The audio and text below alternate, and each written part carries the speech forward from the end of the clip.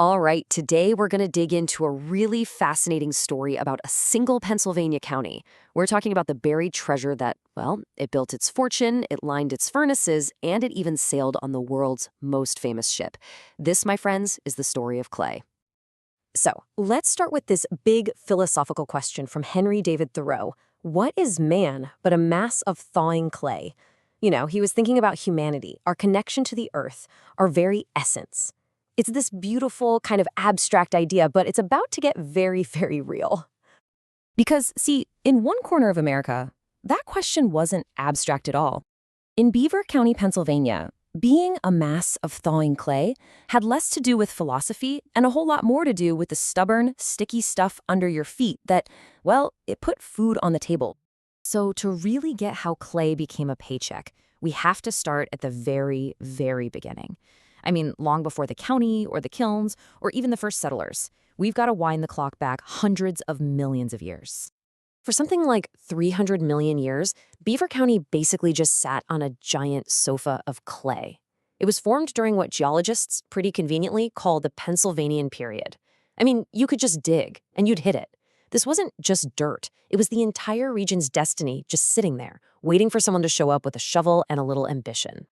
Okay, now let's jump way forward in time and see how this amazing geological feature just ignited an industrial explosion.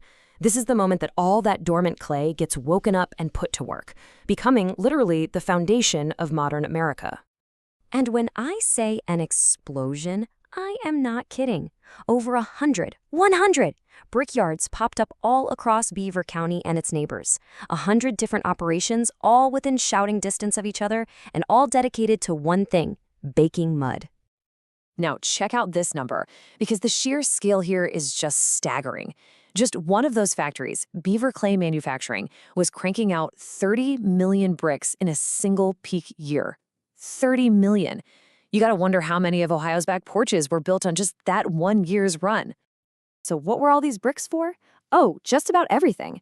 They were really the unsung heroes of the industrial age. They lined the incredibly hot 3,000-degree furnaces of Pittsburgh's steel mills. They paved the sidewalks people walked on every day. They even became these tiny little insulators for the brand new electric light bulbs. This clay was everywhere.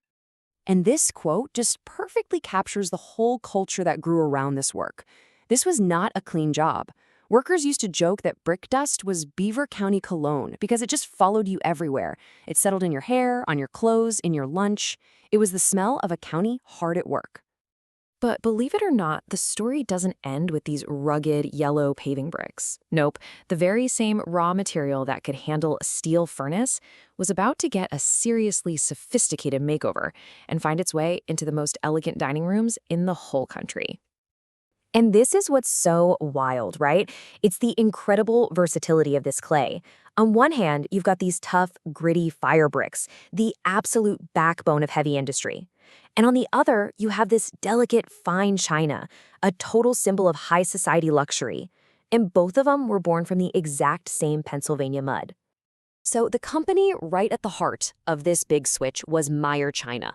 It was founded in Beaver Falls back in 1881, and it quickly became a powerhouse, specializing in that durable, really elegant dinnerware that the nation's finest hotels and restaurants all needed. And we are talking about the absolute peak of luxury here.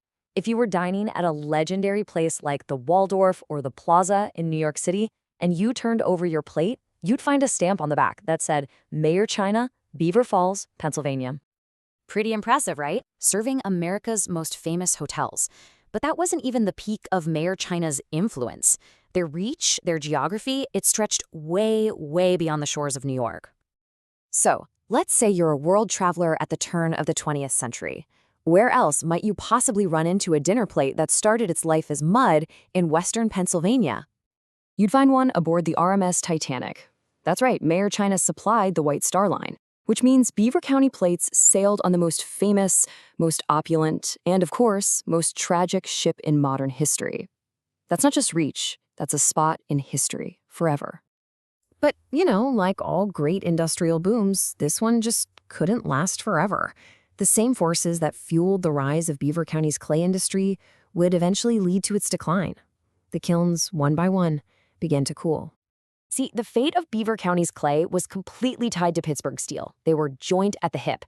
So when the steel industry started to decline, the demand for millions and millions of those fire bricks needed to line the furnaces, it just vanished.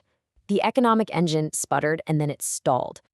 And when you look at this timeline, you can see the whole story, the entire arc of the industry. You see the rise of refined china in 1881, the absolute peak of brick production in the 1890s, even a final little flicker of diversification in 1919.